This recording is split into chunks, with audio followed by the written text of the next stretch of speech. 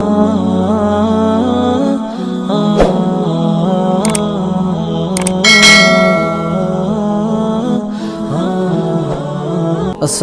আলাইকুম ওয়া রাহমাতুল্লাহি ওয়া বারাকাতুহু।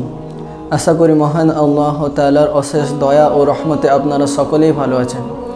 তো আজকে আমি একটি খুবই গুরুত্বপূর্ণ বিষয় নিয়ে কথা বলতে চলেছি, যে বিষয়টি হলো যে ফ্রি ফায়ার গেমস নিয়ে। তো চলুন আজকের এই খুবই গুরুত্বপূর্ণ ভিডিওটা শুরু করা যাক।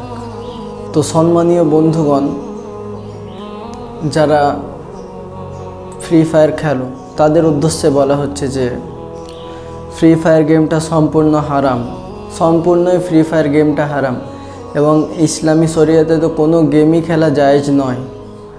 ঠিক আছে, ইসলামিক শরিয়াতে কোনো গেম খেলা জায়েজ নয়, আর যতগুলো গেম আছে সমস্ত গেমই হারাম।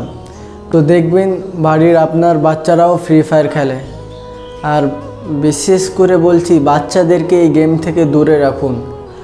বাচ্চাদেরকে এই গেম থেকে একবারে দূরে রাখুন। ফ্রি ফায়ার গেম যদি নেশা লেগে যায়, ব্যাস আপনার বাচ্চা শেষ, আপনার ছেলে শেষ।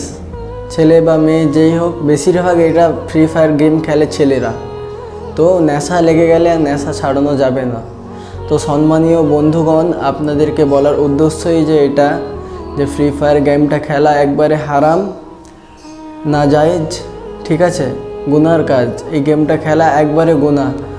আর এই গেমে যত সময় দিচ্ছেন, এই সময়টার কিছু সময় যদি আপনি আল্লাহকে দিয়ে দিন তাহলে অনেক ভালো হতো, বা আল্লাহ খুশি হবে।